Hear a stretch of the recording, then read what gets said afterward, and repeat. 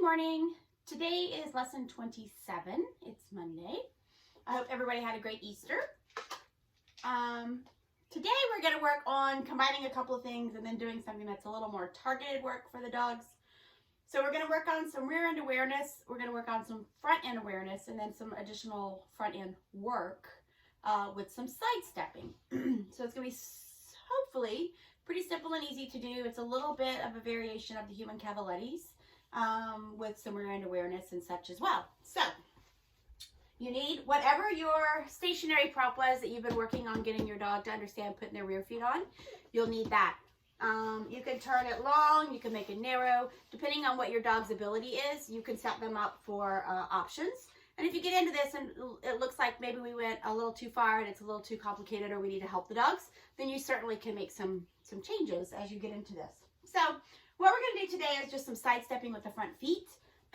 Ideally, what we want is for them to keep the rear feet stationary, and we're going to have them just use our legs as the cavalettis and do some sidestepping over our legs. Okay?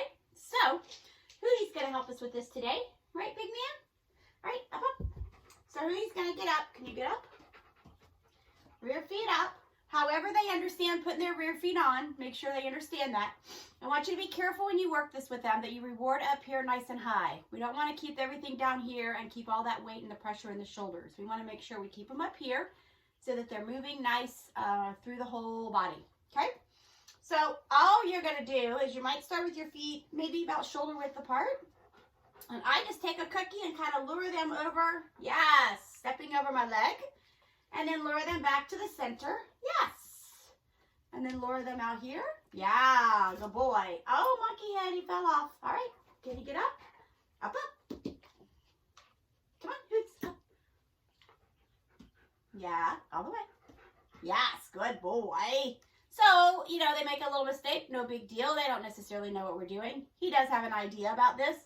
You will also notice they will step and move one way easier than the other. That's also normal, like we've talked about before. They're sighted like we are.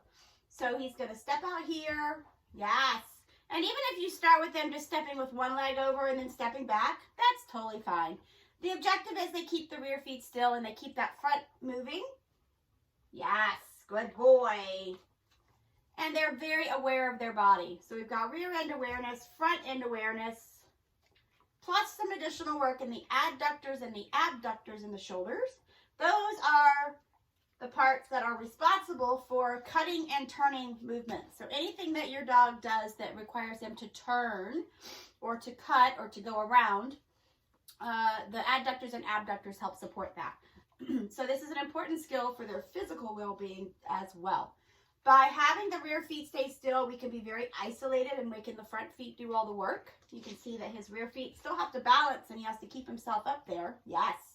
But the rear feet are the ones that are going through all the movements and all the motions. So we've isolated them off by keeping the rear feet still and having them do some work. Yay! Yes, good boy.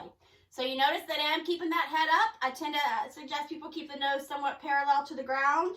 That will also help them take some weight off the shoulders. They won't be inclined to lie down like that. Up. And if we keep the head nice and parallel, they won't be inclined to sit. So this is just placement of the reward definitely has a big factor in a lot of the behaviors that we sometimes get inadvertently from the dogs. So by keeping his head nice and parallel, oh monkey, beep, Hootie, feet, uh-oh, get your feet up, get your feet up, up.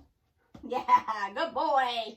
By keeping that head nice and parallel, it helps them to stay successful and stay in that stand and just work on getting that sidestepping movement, okay? So a combination of several of the things that we've done. If you have that good nose touch, you can certainly use that nose touch as a targeting tool. Get them to understand how to touch that. Stepping over your feet, touch back to the center, touch out to the other side. Uh-oh. And that was placement. I moved my hand a little too far away. Yes, good boy. Which forced him to have to reach far enough that it pulled his foot off.